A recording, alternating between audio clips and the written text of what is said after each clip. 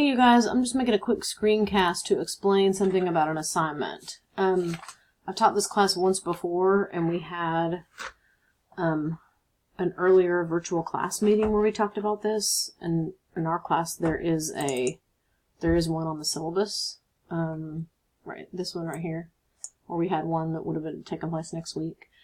And I have something come up. And so I wasn't able to make that work with my schedule. So we're not doing that one. So I'm just sending you this quick screencast to try to explain an assignment that you need to start working on, that you'll be working on throughout the duration of the semester. So it's in module 1.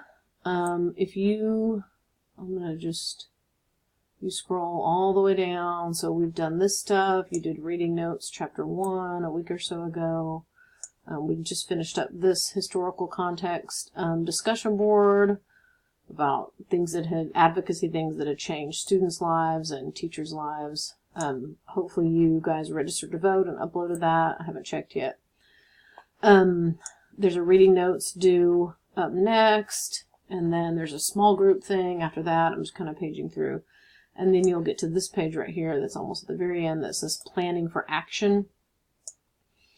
And then this drop box right here. So there's an assignment, and this is a pretty good chunk of your grade. It's called this Advocacy Actions and Reflective Log. I'm going to ask you guys to submit it once at midpoint, just so that I can see, you know, if it looks like you guys are on track, or if it looks like you need to kind of kick it into high gear, or if you're doing way too much and you need to settle down. And then I'll have you submit it at the end with a reflection. So if you click on this page right here that comes before it, again, if you're kind of going through the course chronologically, this is where you would be before you get to that. Uh-oh. This is kind of weird. Okay. Planning for action. So, okay, it's 20% of your grade.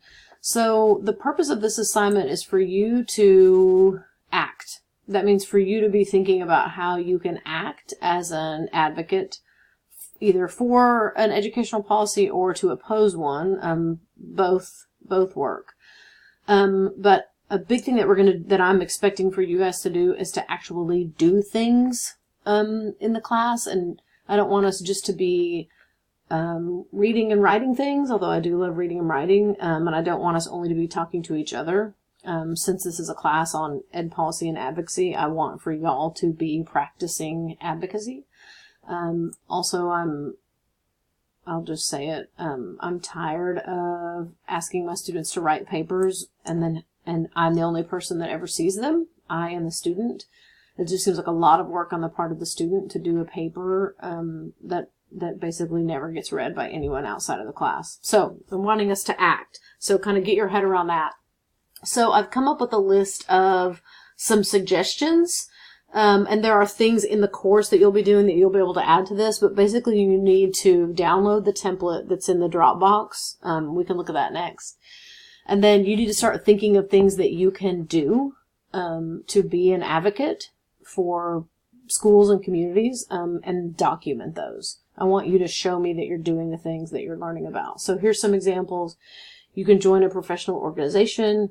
That could be something in your content area. That could be a general, that could be a teacher's organization. It could be some sort of student-based type thing, or an organization that's focused on, you could join an organization that's looking at, what we're doing with students who are undocumented, those kinds of things. You could sign up to receive a newsletter. There's all kinds of organizations that put out newsletters about different policies, like ATPE does that, TSTA, AFT, those kinds of things.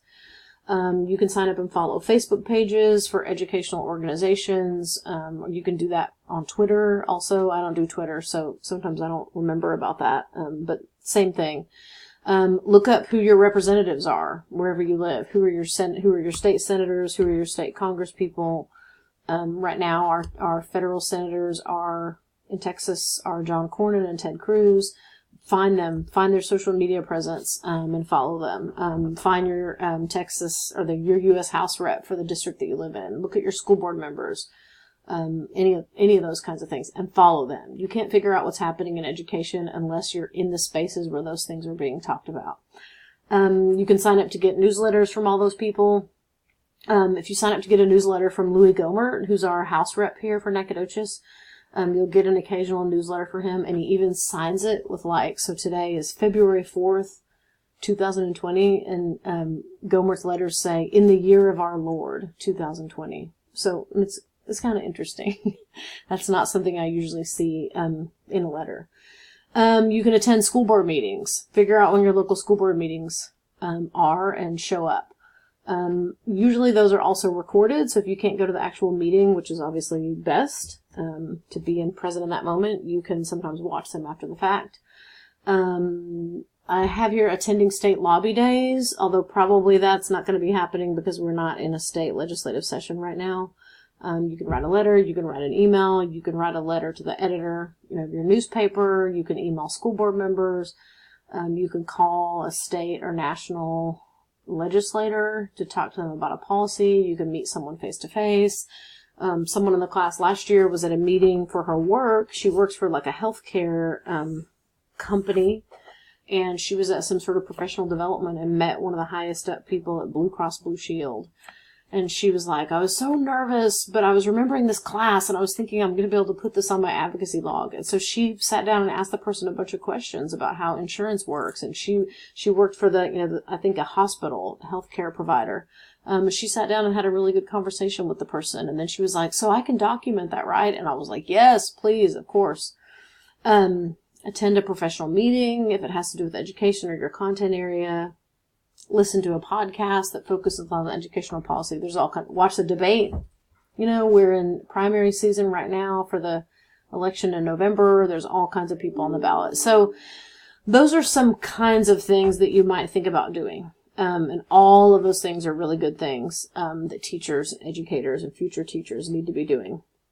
So that's kind of what the assignment is wanting you to do. Let me just go into here in the Dropbox. Oh, I could have just clicked to the next page. Okay, I forgot. And I'm going to download it right here. Here's the midterm check-in. This isn't how it looks to y'all, but it's how it looks on my end. So, you will download this document right here.